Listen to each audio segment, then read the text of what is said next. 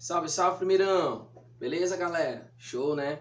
Bom, hoje a gente vai entrar aqui num assunto, né, que alguns alunos acham que é um pouco chatinho, muito complicadozinho e tudo, mas é de boa, tá? A gente vai passar aqui para vocês da melhor maneira possível, tá? É um assunto bem complexo, realmente. Ele envolve muita química, né? A gente, no primeiro ano, quando começa a falar essa parte aí de... quando a gente entra no citoplasma, a gente fala de duas organelas top aí, né? A mitocôndria e o cloroplasto.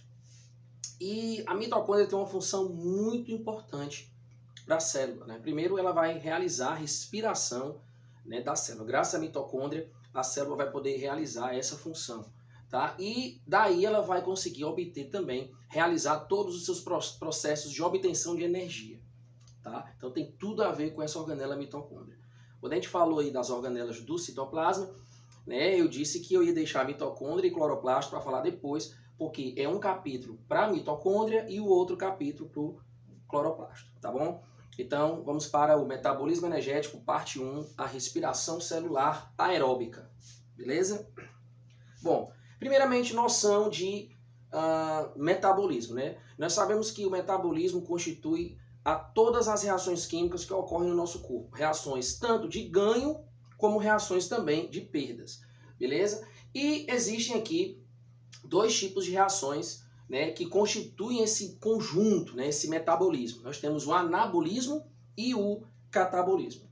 Bom, a energia que um ser vivo necessita continuamente é utilizada para manter suas diversas atividades celulares, nas quais as moléculas são modificadas, quebradas ou unidas entre si, transformando-se em outras. Essa intensa e incessante atividade de transformações catalisadas por enzimas constitui o metabolismo, né? Ou seja, resumindo, o conjunto de todas as reações químicas que ocorrem no nosso corpo.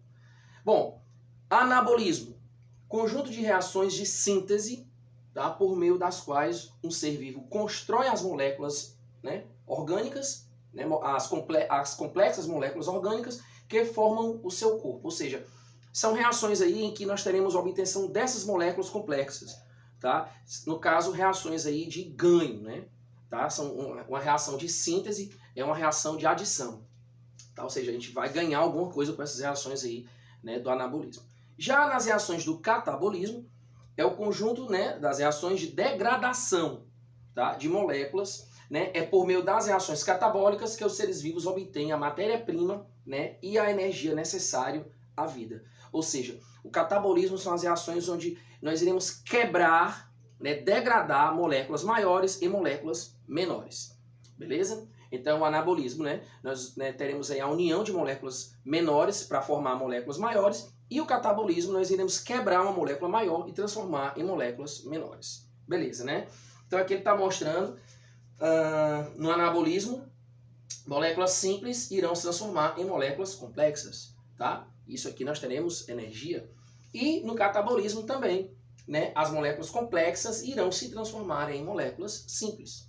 De boa, né? Massa. Bom, fases metabólicas. Eu tenho aqui uma reação anabólica, tá? Onde as moléculas simples, né, com energia, irão formar moléculas complexas. E uma reação catabólica é quando eu tenho uma molécula complexa que ela irá se degradar, se quebrar em moléculas simples e irá liberar energia. De boa, né? Ok. Bom, ATP, a moeda energética do mundo vivo. Deus, pelo amor de Deus, o que é ATP? ATP é uma sigla, né, que representa energia, tá? Na biologia, ATP significa adenosina trifosfato, tá? Adenosina trifosfato ou trifosfato de adenosina. A energia liberada na degradação de moléculas orgânicas pelas células não é diretamente utilizada para a realização de trabalho celular, mas é previamente armazenada em moléculas da substância conhecida por adenosina trifosfato, né, que seria o ATP. O ATP é normalmente sintetizado a partir de uma molécula precursora semelhante a ele, mas que possui apenas 2 fosfatos. Então, se o adenosina trifosfato, são 3 fosfatos aí, né? eu vou ter uma molécula precursora que só vai ter 2 fosfatos. Então eu vou chamar de ADP, tá? Adenosina difosfato. Então, Deus, deixa eu ver se eu entendi. O ATP, né, ele é produzido primeiramente pelo ADP, né? Exatamente, ele é sintetizado a partir de uma molécula mais simples, que no caso seria com apenas 2 fosfatos, tá? Então, olha só o que é que vai acontecer, né? Eu tenho aqui, né, um ciclo, tá? Onde eu tenho 3 radicais fosfatos unidos aqui a uma ribose e a base adenina, lá dos ácidos nucleicos, tá? Então eu tenho 3 fosfatos ligados a essa pentose, que no caso seria uma ribose, né? E ligados aqui a essa adenina. Então eu tenho o ATP, trifosfato de adenosina, tá?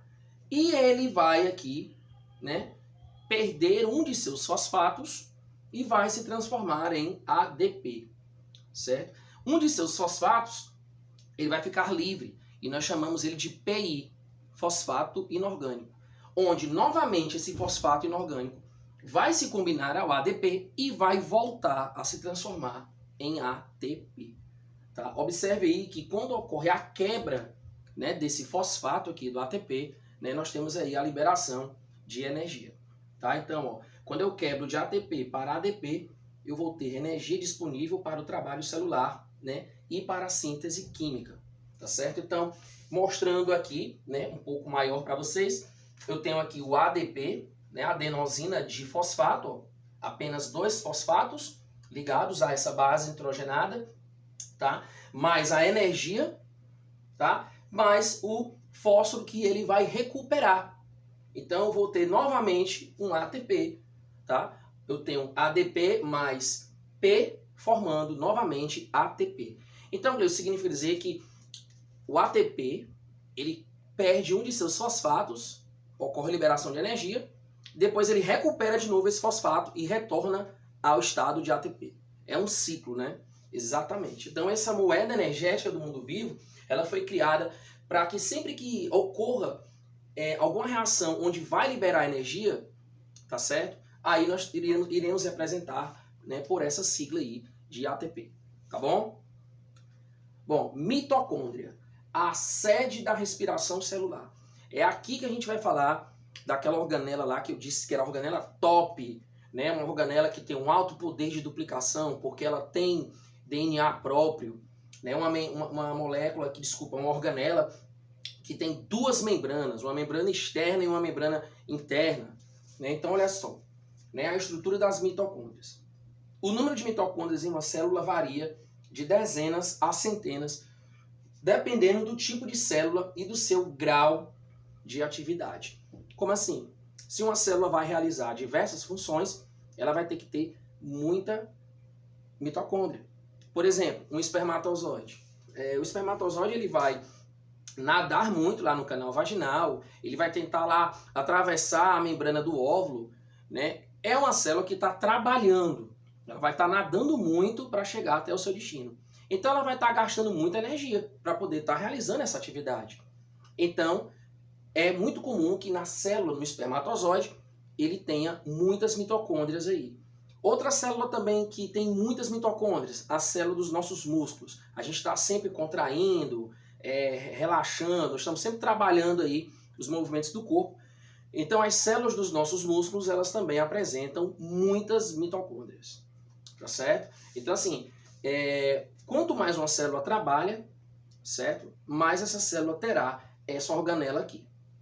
De boa? E qual é a função da mitocôndria em si, Deus? Respiração celular.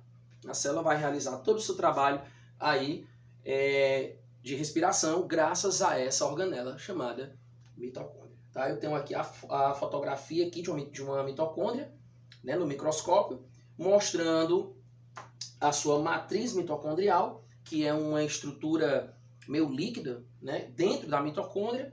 As cristas mitocondriais que ela apresenta na sua membrana interna, ela vai formar dobras que lembram tipo uma crista, tá? A membrana externa e a própria membrana interna aqui. Tá? Vamos observar aqui, ó. Bom, eu tenho aqui uma fotografia da mitocôndria, né, para que a gente possa entender melhor. Note que ela tem a membrana externa, tá certo? Ela apresenta uma membrana interna, que ela vai se transformar em cristas no interior da mitocôndria, formando assim o que eu chamo de cristas mitocondriais. E entre as cristas mitocondriais tem exatamente aquele espaço lá que eu vou chamar de matriz mitocondrial. Agora atenção, aluno do primeiro ano, você tem que aprender, né, com bastante detalhe esses locais aqui da mitocôndria que eu estou falando. Por quê? Porque são exatamente os locais em que irão ocorrer as etapas da respiração celular. Tem muita coisa aqui que a gente não vai cobrar, até porque, né, é muito complexo, como por exemplo o ciclo de Krebs, mas algumas coisas aqui a gente vai querer que você realmente aprenda, né? Então, a primeira coisa, ó, as 3 etapas da respiração e o local onde ocorrem essas etapas, beleza? Então, Deus, quais são as 3 etapas aí da respiração celular? Primeira delas, glicólise, tá? Nós temos aí a quebra da molécula de glicose. E essa etapa, ela é extramitocondrial. Se eu tenho aí uma etapa que é extramitocondrial, significa dizer que essa etapa é fora da mitocôndria. Então, Gleus, essa primeira etapa aqui da respiração, ela já não vai acontecer aqui na mitocôndria, né? Não, ela não vai acontecer. Provavelmente ela irá acontecer no citoplasma. A mitocôndria está no citoplasma, né? De boa. Segunda etapa, nós temos aí o ciclo de Krebs, certo? Um ciclo muito complexo aí, com várias reações químicas aí, né? E esse ciclo de Krebs, né, ele vai acontecer na matriz mitocondrial, exatamente esse localzinho aqui, onde eu peço que vocês, né, aprendam, certo? A localizar aqui na mitocôndria, tá certo? E a terceira etapa dela, que é chamada cadeia respiratória, certo? Ela vai ocorrer exatamente na membrana interna da mitocôndria, tá certo? Gleison, então, peraí, eu tenho que aprender isso com bastante cuidado. Sim, né? A primeira etapa da respiração é a glicólise, que é fora da mitocôndria. A segunda etapa da respiração, que é o ciclo de Krebs, ele vai acontecer na matriz mitocondrial. E a terceira etapa da mitocôndria, ela vai acontecer na membrana interna, né? A terceira etapa, que seria a cadeia respiratória, né? Desculpa, ela vai acontecer na membrana interna. De boa? Então, guarda bem essas informações aí. Vamos para frente. Bom, aqui é mostrando um esqueminha para que você saiba o que é que nós iremos falar agora. Certo? Você tem que ter muito cuidado, porque qualquer descuido aqui que você se perder aí no meio da aventura, você não consegue entender mais nada. Então, olha só. Eu tenho aqui o hialoplasma, que é exatamente a parte lá do citoplasma, onde eu vou encontrar as organelas. E aqui eu tenho a mitocôndria. Olha só. Então, o que é que eu tenho aqui? Eu estou vendo, Deus, que a glicólise, que é aquela primeira etapa que você falou que é fora da mitocôndria, ela está exatamente aqui mesmo. Ela não entrou aqui na mitocôndria, certo? Mas o ciclo de Krebs, que é a segunda etapa da respiração celular, ele já está aqui na matriz mitocondrial, dentro da mitocôndria. E a cadeia respiratória está aqui nas membranas, né, internas, que vão aqui dar origem às cristas mitocondriais. Beleza? Então, de boa, tá? Aprendi aí os locais onde ocorrem as 3 etapas da respiração celular. Vamos para frente. Bom, qual é a equação geral da respiração celular aeróbia? Vamos lá. C6H12O6 mais O2 produzindo gás carbônico, CO2, mais água, H2O. Ou seja, a glicose mais oxigênio vão ser utilizados aí como reagentes da reação e como produtos teremos gás carbônico e água, certo? Aqui, né, vai estar acontecendo aqui a liberação da energia, né, ou seja, um ADP mais P formando aqui ATP, tá? Então, Gleus, as nossas células estão realizando, na realidade, isso aqui direto, né? Exatamente. Sempre elas estão aí realizando respiração celular aeróbia. Nós, né, estamos realizando, certo, essa respiração. Por quê? Porque nós obtemos o oxigênio através da inspiração, tá? E combinamos com o açúcar dos alimentos. Então é necessário que a gente esteja sempre se alimentando, tá? A gente vai estar usando o açúcar, né, dos alimentos, ou seja, a glicose dos alimentos, tá certo? Mais o oxigênio que estamos inalando no processo de inspiração e iremos realizar, né, esse processo aqui, onde estaremos eliminando gás carbônico e água. Beleza? Então é isso que está acontecendo aqui, tá? Vamos para frente.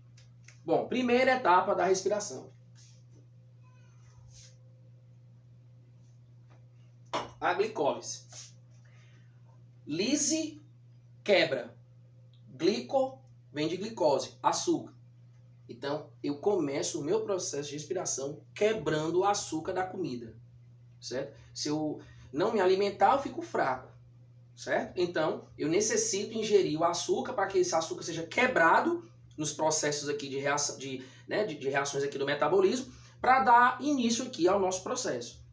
Então, a glicólise, ela é a quebra da molécula de glicose, tá? É uma sequência de 10 reações químicas catalisadas por enzimas livres do citosol, né? Ou seja, uma etapa fora da mitocôndria, uma etapa extramitocondrial, como já foi falado, onde a molécula de glicose origina duas moléculas de ácido pirúvico ou piruvato. O que é piruvato? Né? É o C3H4O3. Tá? Por quê? Porque a molécula de glicose, tá? C6H12O6, ela é muito grande. São 6 átomos de carbono, tá? E para entrar essa molécula aqui, né, para atravessar lá a mitocôndria, certo? Ela necessita ser quebrada em moléculas menores. Beleza? Não dá para ela entrar completa lá, com seus 6 átomos de carbono. É uma molécula grande. Então, eu vou ter que quebrar, né, essa glicose em piruvatos. Observe que a fórmula do piruvato é C3H4O3, ou seja, apenas 3 átomos de carbono. É mais fácil de entrar, né, Gleison? Exatamente. Tá? E aí eu vou ter um saldo energético, com essa quebra aí em dois piruvatos, eu vou ter um saldo energético de 2 moléculas de ATP por molécula de glicose quebrada. Tá bom? É uma etapa anaeróbica. O que é que significa isso? Não precisa de oxigênio. Não necessita de oxigênio aí para ocorrer. Tá? Então são características importantes aí da glicólise. Vamos lá, a primeira característica que eu tenho que saber é a quebra da molécula de glicose. Certo? Eu vou ter que quebrar a glicose em 2 moléculas menores de piruvatos ou ácidos pirúvicos, C3H4O3. Tá? E eu vou ter aí, né, uma etapa que ocorre na ausência de oxigênio, ou seja, sem oxigênio, porque é uma etapa anaeróbica. Então, olha só o que é que ele está mostrando aqui. Né? A glicólise mais 2 ATPs, eu vou ter aqui 2 ATPs aqui por molécula, né, vai originar 2 piruvatos mais 2 NADH mais 4 ATP. Gleison, o que é que significa NADH? Gente, em várias reações aqui, a gente vai estar tendo a liberação de hidrogênios. Então, toda vez que o hidrogênio é perdido, ele na realidade não será perdido, porque nós temos aqui os aceptores de hidrogênio, os ladrões de hidrogênio. E eu apresento a vocês um desses ladrões, que é chamado NAD, nicotinamida adenina dinucleotídeo. Vale, meu Deus do céu, que diabo de nome feio é esse? Pois é, tá aqui ele, ó, o NAD, nicotinamida adenina dinucleotídeo. Então ele vai aceptar, ele vai pegar esses hidrogênios, tá? E aí ele vai se transformar em NADH, porque todo hidrogênio que é perdido aqui nas reações, certo? Eles serão aproveitados lá no final da respiração celular, em um processo chamado cadeia transportadora de elétrons, CTE. Então guarda essa informação aí. Eu só tenho que ter muito cuidado, né? Porque qualquer vacilozinho que eu der aqui, eu acabo não entendendo nada. Exatamente, cuidado. Então, olha só, o NAD ele vai pegar os hidrogênios e vai se transformar em NADH. Então, sempre que eu tiver aqui a produção de 2 NADHs, é porque houve aí hidrogênios que foram aceptados. Então, como são aqui 2 moléculas de piruvato, eu tenho um NAD para essa e um NAD para essa daqui. Tá certo?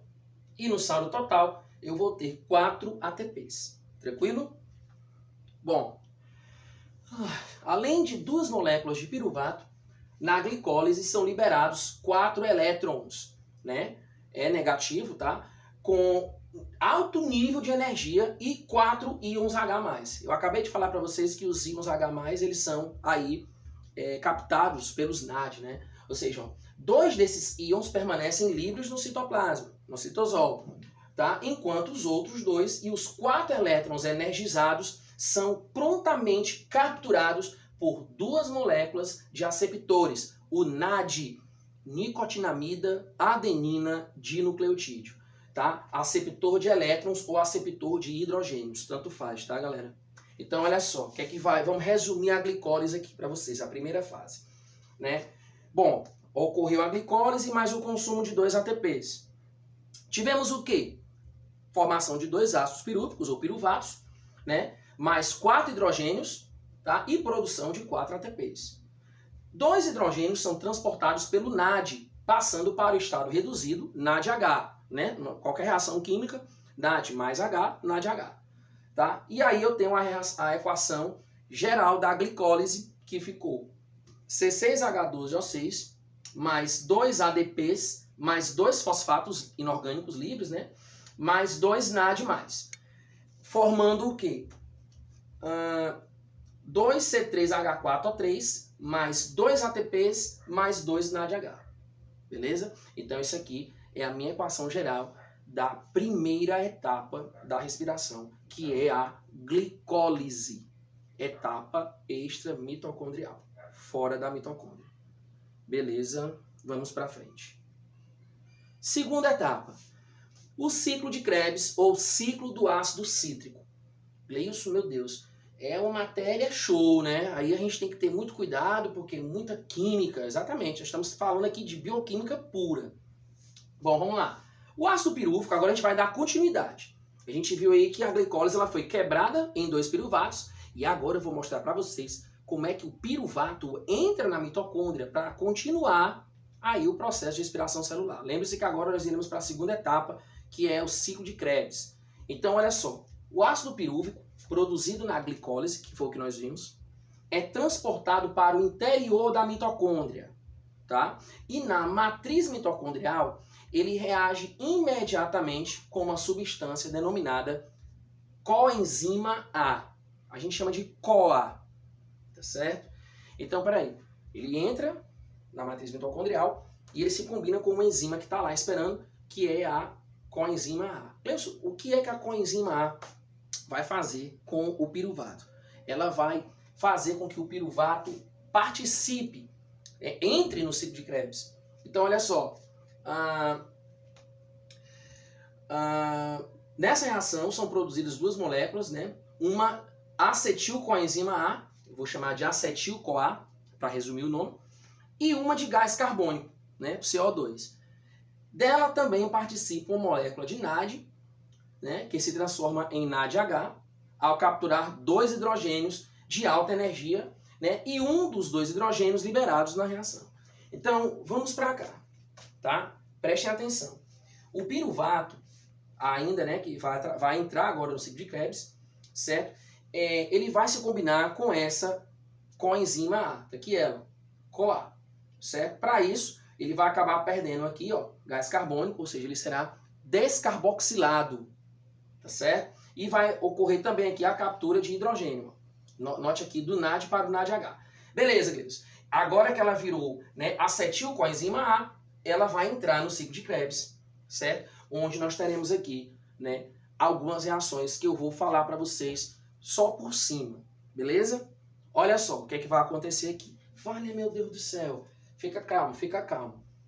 A acetil-CoA, ela vai entrar agora no ciclo de Krebs, onde ela vai dar origem logo a uma substância chamada citrato. É tanto que se você tiver percebido, o ciclo de Krebs ele também é chamado de ciclo do ácido cítrico, certo? Por quê? Porque nós iremos aqui falar dessas reações aqui que envolvem o citrato. Então, ela vai entrar, certo? E vai se transformar em citrato, onde ela já começa liberando água, beleza? Ao liberar água, ela vai se transformar em cisaconitato, né? A água, novamente aqui, absorvida, faz a reação se transformar em isocitrato, onde nós teremos aqui, ó, NAD capturando hidrogênios, NAD+, e perdendo gás carbônico, ou seja, descarboxilado novamente.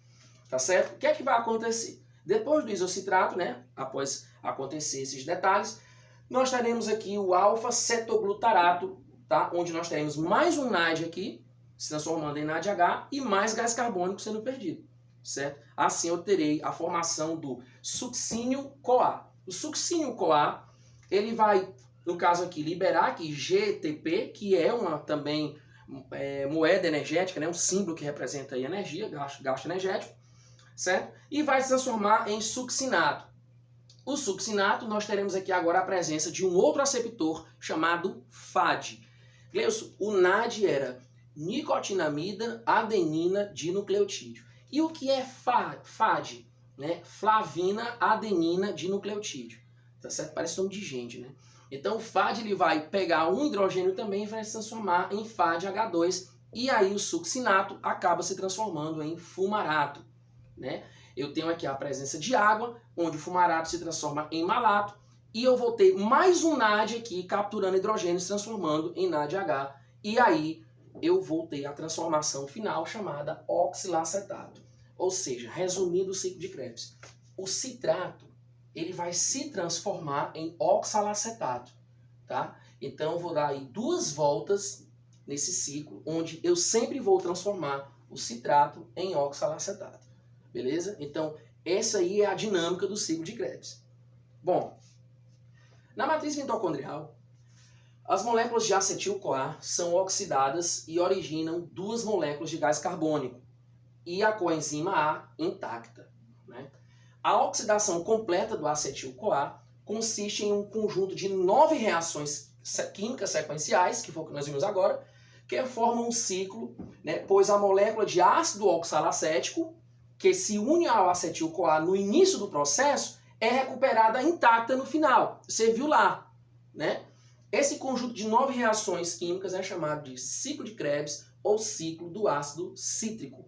E vocês viram que ele ocorre exatamente aqui na matriz mitocondrial. Beleza?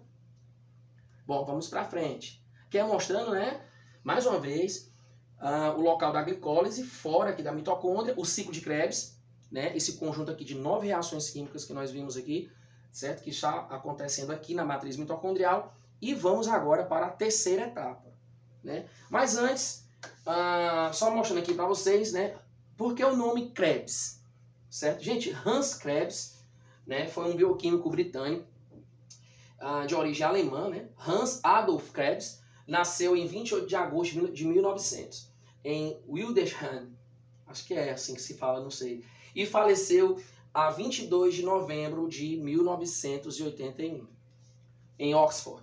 Foi galardoado com o Prêmio Nobel da Fisiologia e da Medicina em 1953, juntamente com o bioquímico norte-americano Fritz Lipmann, pela descoberta da fosforilação, né, reversível de proteínas, né, um processo que regula a atividade das proteínas nas células, sendo, portanto, essencial em inúmeros processos bioquímicos nos seres vivos. Ou seja, o cara aqui descobriu esse ciclo todo, fez essa porção de reações químicas doidas aí que vocês viram, tá certo? E aí ele acabou ganhando esse prêmio aí, né? Ficou conhecido aí, né, por participar dos processos metabólicos aí dos seres vivos, né?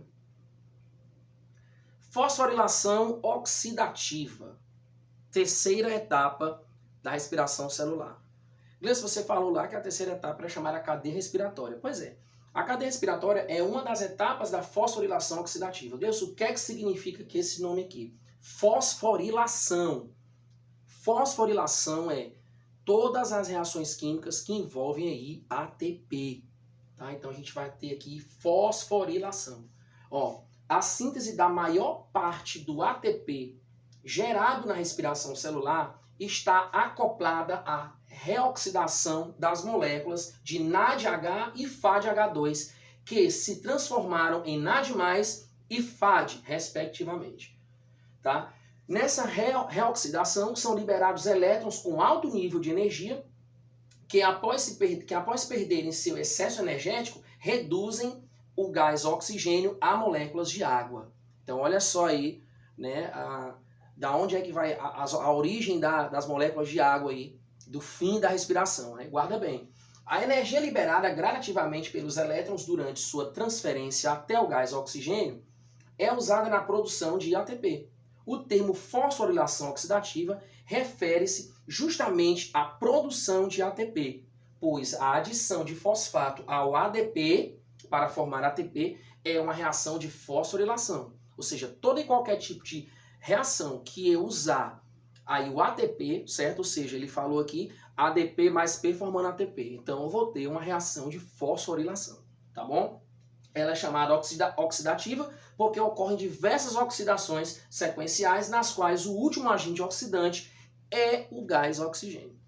Tá? Então aqui eu vou ter, né, a maior parte do ATP aqui vai ser nessa etapa de fosforilação oxidativa.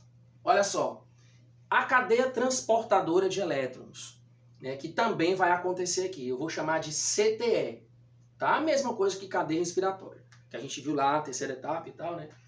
Bom, o processo de transferência de elétrons e de íons hidrogênios do NADH e do FADH2 para o gás oxigênio é realizado por 4 grandes complexos proteicos. Tá aqui eles, ó.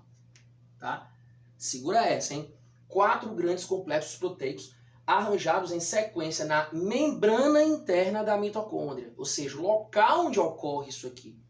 Tá? O local onde ocorre a terceira etapa aí da respiração. Beleza?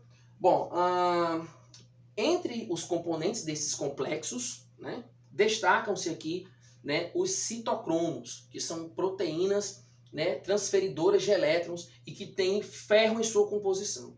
Beleza? Cada etapa aí aparece uma coisa nova para mim aprender. Eu estou vendo aí que na membrana interna da mitocôndria surgiram 4 complexos aqui de proteína, 4 complexos proteicos e uma outra proteína chamada citocromo, né, que vai participar aqui desses complexos proteicos aqui. Exato. O que é que vai acontecer? Um conjunto sequencial de proteínas, né, recebe o nome de cadeia transportadora de elétrons ou cadeia respiratória. O que é que vai acontecer? Todos os hidrogênios, né, que foram lá aceptados, trazidos para cá, ó, né, que estão todos aqui fora, eles agora, né, irão, né, ser utilizados aqui nesses complexos proteicos. Essa proteína aqui, esse último complexo proteico, ele tem a função giratória, tá certo? Ele vai girar e vai acabar, né, adquirindo todos esses hidrogênios que estão aqui para entrar aqui. Ó, o transporte de elétrons gera energia, né, usada no bombeamento de prótons de hidrogênio para o espaço entre as membranas da mitocôndria. Esses prótons, por difusão, né, lembre-se que a difusão, né, eles vão atravessar aí a membrana plasmática. Né? Esses prótons, por difusão, retornam para a matriz mitocondrial, né, pela ATP sintase, que é exatamente isso aqui. Né? Essa proteína se utiliza da energia desse retorno para a síntese de ATP. Então quer dizer que todos esses hidrogênios eles serão captados aqui, né, e vão passar aqui para a matriz mitocondrial, passando exatamente nessa ATP sintase aqui. Beleza? E aqui é mostrando exatamente o que está acontecendo, ó, as proteínas transportadoras de elétrons, né, aqui elas, ó, né, e os elétrons aqui, eles serão transportados aqui, ó, nessa síntese, né, síntese do ATP, onde ela vai girar e eles vão acabar atravessando a membrana aqui por difusão e vão para a matriz mitocondrial. Eu teria aí a formação de moléculas de água, né, também nessa etapa, exatamente, tá? Então, galera, a gente acaba por aqui, certo? Eu espero que vocês tenham entendido, tá certo? Tá? Fiquem frios quanto a esse assunto, né? O que a gente costuma geralmente pedir mais nas provas são as etapas da respiração, o que é de importante que acontece aí na glicólise, o que é de importante que acontece no ciclo de Krebs e o que é importante que acontece aí na cadeia respiratória, beleza? As partes da mitocôndria, membrana externa, membrana interna, matriz mitocondrial e cristas mitocondriais, beleza? Um abraço, até a próxima, show!